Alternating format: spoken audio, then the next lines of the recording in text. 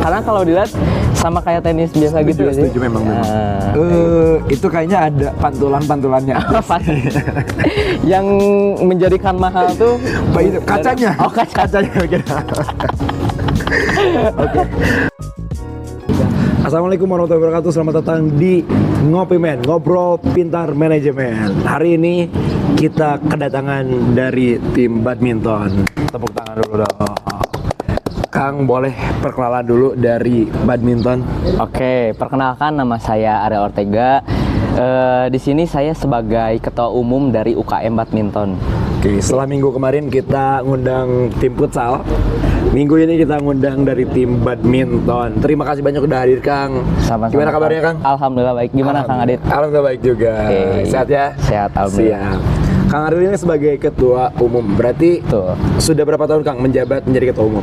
Kalau jadi ketua umum baru satu periode. Satu periode? Iya, 1 tahun. Karena memang harus satu periode terus Iya, ya? gitu. Oke, tapi di badmintonnya udah berapa lama?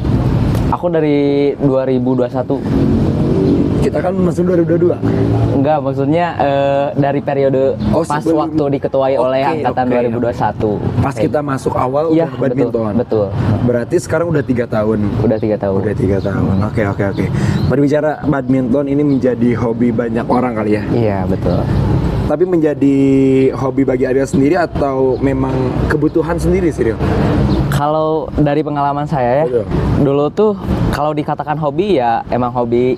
Cuman emang orang tua saya tuh suka badminton gitu dari dulu. Oh, dari orang tua. Iya, betul. Oke. Jadi dari dulu tuh setiap bapak saya badminton saya suka ikut, mama saya badminton saya juga suka ikut. Oh, dua-duanya main? Iya, sama Oke. dua-duanya juga. Karena memang keluarga ya. Iya, keluarga. Oke. Nah, kemudian udah itu bapak saya tuh pengen saya tuh lebih ke serius di badminton tuh. Oh, ada jenjang seriusnya? Iya, gitu. Kayak didaftarin ke PB. Iya, kayak gitu dari dulu. Berarti memang rencana orang tua pengen masukin menjadi atlet atau enggak? Atau memang suruh gimana sih? Karena gimana ya, orang tua tuh dari dulu kayak harus nyuruh aktif di sekolah ataupun di lingkungan masyarakat kayak gitu. Nah, sedangkan dulu kan di sekolah tuh kayak di SD suka ada apa ya? Yang pertanding. Iya, betul. Mama orang tua saya tuh pengen lihat aku tuh bertanding di itu. Iya, aktif deh. Nah, mau nggak mau saya waktu itu emang latihan dari SD sih sebenarnya. Cuman kalau ke jenjang serius bapak saya tuh masukkan saya ke PB gitu ya, sekolah bulu tangkis itu waktu saya kelas 5 SD gitu. Oh, jadi sebelumnya cuma dilatih sama orang tua? Iya. Orang tua melatih dari basic? Sebenarnya otodidak, Kang. Saya otodidak? Iya, karena sering ngelihat orang saya main gitu, saya belajar sendiri lah gimana caranya server. Berikutnya dilatih orang tua, enggak? Enggak. Enggak ada campur aduk orang tua? Ada. Pas waktu sebelum saya masuk PB, orang tua sering ngelatih saya gitu. Cuman nggak sampai serius banget sih. Cuma kayak basic iya, aja. kayak gimana pegang raket, kayak gimana lah kayak gitu. Ada ya? Iya. Mungkin menjadi hal basic, pegang raket yang benar, mukul segala macam kali ya. Betul, Kak. Oke. Kita kembali ke UKM badminton itu sendiri. Sekarang kurang lebih ada berapa anggota sih sampai angkatan 2025? Sekarang luar biasa banget ya buat anggota UKM gitu. Khususnya kemarin dari angkatan 25 yang baru masuk itu banyak banget, Kang. Itu bisa Ada berapa? bisa kebilang 100. Sumpah, bener. Serius, Kang. 100 Oke. Kemarin juga pas waktu kita udah oprek kan kita coba tuh buat latihan pertama gitu, dan ternyata yang hadir 80 orang gitu. Oke, berarti 10-20%-nya belum hadir tuh? Iya, belum sih. Belum hadir. Oke. Cuman Tapi kita gabung sama angkatan 24 sama 23 tuh ya kisaran 80 orang lah. 80 orang. Itu yang serius atau ada yang ini? Artinya maksudnya yang ikut terus atau yang pertama kali daftar terus ikut segala macam? Kalau yang aktif buat angkatan 25 belum terlihat ya, soalnya baru masuk juga. Cuman kalau dilihat-lihat dari angkatan 23 sama 24 itu udah kelihatan mana yang aktif, mana yang serius kayak gitu. Segitu tuh udah 80 yang aktif? Iya, enggak, kalau dari angkatan 23 sama 24 ada 50 orang. 50 orang. Cuma sisanya 80 dari angkatan 25 itu 80 orang. Kemarin juga kita sewa satu gor loh, itu 3 lapang tuh. semuanya buat penuh. Iya. kalian. Iya, buat kita. Ah gila, bener itu. Bener. Oke. Kalau program kerja yang dilaksanakan oleh teman-teman badminton? Waktu saya awal ngejabat jadi ketua umum tuh tentunya harus ada proker dulu kan. Pasti. Waktu itu Ngerancang saya ngerancang sama teman-teman saya, dan buat proker pertama tuh yang umumnya gitu kita ngadain latihan rutin. Pasti. Kayak gitu. Itu hari apa sih, Kang? Kita ada di setiap hari Minggu. Setiap hari Minggu. Oke. Kemudian kita juga ada tanding lawan lawan kampus lain gitu, UKM kampus lain. Kayak tim futsal juga? Iya. Ada program gitu? Iya, kayak gitu orang. Itu buat fun match atau memang khusus latihan? Fun match aja sih, sekalian kayak gimana ya? Kalau bisa disebut banding gitu. Oke. Kayak Company gimana sih? visit, ya? Iya. Gimana perbedaan latihan di UKM lain sama UKM kita? Oh gitu kayak, juga. Iya. Oke. Dan kemudian proker selanjutnya kita ada fun match antar anggota gitu. Itu mah nggak antar kampus, melainkan antar anggota. Jadi kita tuh buat ngelihat si potensi dari anggota tersebut tuh dilihat dari fun match gitu. Oke. Nah dari sana kita bisa ngelihat ya, kita ngambil. Iya. Oke. Terus dari sana pas udah kita lihat ya mana potensi yang benar-benar bisa, kita membagi kelas, Kang Di. Oh ada kelas lagi? Iya, jadi kelas A tuh buat orang-orang yang bisa disebut udah mahir. jago, iya udah mahir lah, ada badminton. Oke. Ada kelas B, kelas C. Kalau kelas B tuh udah bisa basic, cuman belum bisa variasi ini itu segala kayak macam gitu. kali ya. Okay. Nah kalau kelas C itu benar-benar orang yang belum punya basic sama sekali kayak gitu. Diajarin juga dari awal. Iya, cuman latihan pertama kita nggak lihat mana yang jago, mana yang enggak kan. Kita juga belum tahu potensi anak-anak kayak gitu. Itu cara ngelihat buat ngebagi-baginya gimana untuk pertemuan pertama? Cukup banyak tuh. Waktu itu kita pas latihan pertama belum ngundang coach, belum ngundang pelatih. Pokoknya itu benar-benar sok mau yang main aja. Saya mau lihat potensi kalian kayak gimana. Nah dari situ kan kelihatan mana orang-orang yang benar nih. Karena kan kalau badminton dari langkah pun itu udah kelihatan. Oh ini orang ini bisa nih. Oh memang lihat gitu. dari atas sampai bawah. Ya? Iya kayak gitu. Karena kan kalau badminton ya yang digunakan tuh bukan cuman tangan, kaki juga semua. Setuju. Kayak gitulah. Dan yang saya tahu badminton itu kurang lebih sama kayak olahraga bela diri, Kang. Jadi semua fisik segala macam itu kepake. Betul. Iya. Kiri, kanan, depan, atas, bawah. Iya betul. Bener ya? Iya. Karena kan kalau di badminton buat gerakan langkah tuh nggak cuma langkah biasa seperti lari-lari kecil, nggak bisa. Karena di badminton tuh ada namanya tuh step. Setiap langkah tuh harus ada step gitu, nggak boleh lari-lari kecil kayak gitu. Nggak boleh ya? Nggak boleh. Apalagi kayak ibu komplek, jangan tuh ya. Betul kan, kayak gitu. Nah, setelah kita ngomongin tentang UKM-nya, tapi memang sampai spesifik sampai segitunya, Kang. Iya. Sampai dibagi kelas segala macam. Karena memang selain untuk menumbuhkan para atlet, itu pun mencari kesehatan di sana untuk mahasiswa-mahasiswa. Betul. Oke. Kalau Kang Ariel sendiri tadi udah dimasukin ke PB oleh orang tua. Iya. Terus berikutnya orang tua pun karena memang hobi segala macam. Memang lingkungan rumahnya di badminton semua atau gimana?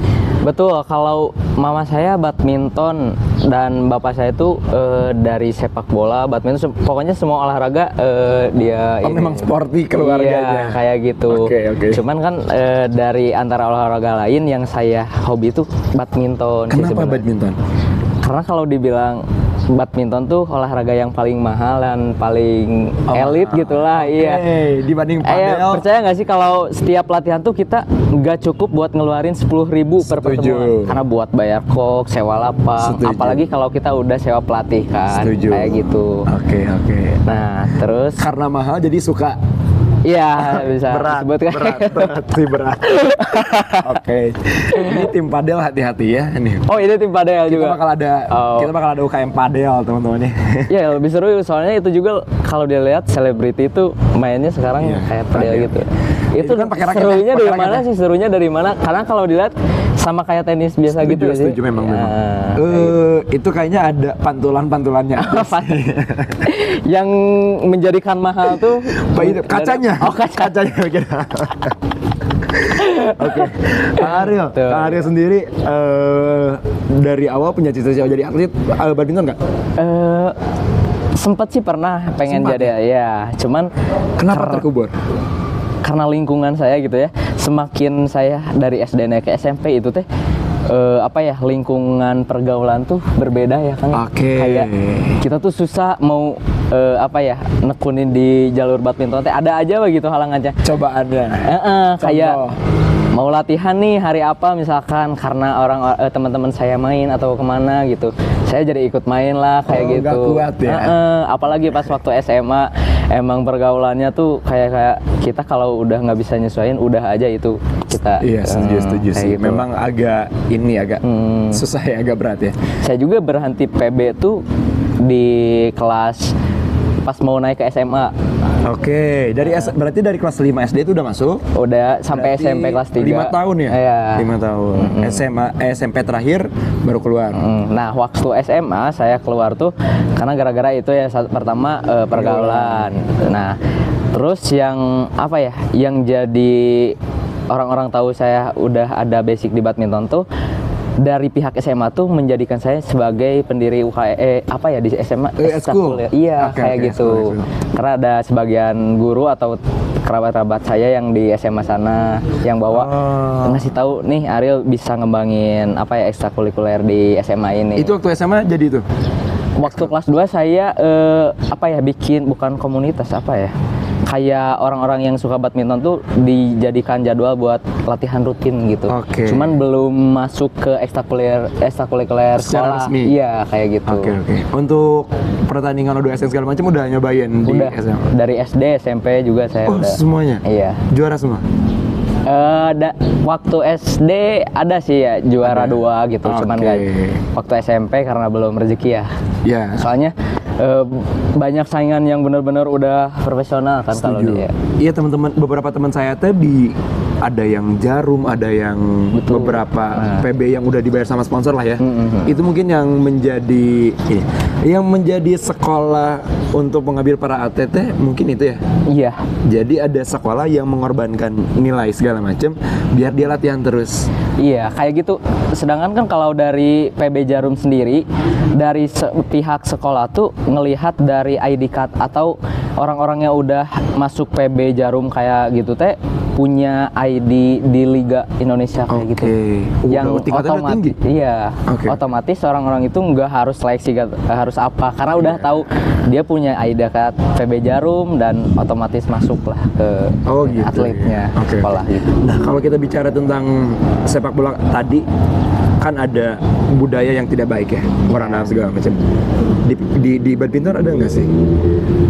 Maksudnya budaya kayak gimana? Budaya buruk kayak ada anak-anak ini nih, anak pejabat, anak orang kayak segala macam. Iya. Di badminton ada nggak? Kalau di badminton skillnya itu atau kemampuannya itu bisa dibilang transparan. Mau gimana pun kita anak pejabat, anak yang bisa sewa sekolahnya atau sewa pelatihnya sendiri itu, kalau skillnya nggak nggak bagus gitu ya, itu nggak bisa menyirikan bahwa orang itu setuju. Kayak wah ini mah pasti kalaupun emang sekolahnya udah di Jarum atau itu di segala macam lah, tapi kemampuan gitu-gitu aja pasti ada faktor dari orang tua ataupun uang kayak gitu. Dan akan terlihat waktu main. Iya, kayak gitu kan. Berarti secara tidak langsung kalau badminton memang ada, cuman pasti terlihat waktu di kualitasnya. Iya, betul. Kalau di yang lain kan mainnya banyak kan, nggak kelihatan kali ya. Kayak gitu. Oke. Karena kan kalau dari perorangan ya, karena perorangan ya. Bisa, per orang bisa itu single. Kalau 2 orang itu double. Gitu. Ya maksudnya mau 2 orang mau sendiri, dia pasti kelihatan kan si skillnya. Kalau dari sepak bola atau futsal itu kan bisa dibantu sama teman-teman juga kan. Kalau di badminton emang kalau kita nggak bisa ya udah kelihatan sama orang lain tuh emang skill kita tuh nggak bagus kayak gitu. Dan teknik badminton itu menurut saya cantik-cantik ya. Iya, betul. Segala kayak ada seninya gitu loh. Iya. Itu yang membuat Ariel suka. Iya sih, karena kan kalau seni juga kayak gerakan-gerakan itu menjadi ciri khas, mana orang yang bisa, mana yang enggak kayak gitu. Setuju. Makanya di badminton tuh nggak cuman sekadar bisa apa ya, nepak gitulah. Nah. Harus ada tekniknya lagi gitu, kayak gitu. Bukan cuma bisa mukul aja ya. Kayak gitu. Siap. Sama sih kalau Kenapa? di sepak bola atau futsal juga kebilang bisa teh nggak cuman najong Nendang, aja, nendang. kayak nendang kayak gitulah. Jangan nendang aja ya. Oke. Oke. Kita balik lagi ke badminton UKM di kampus ya.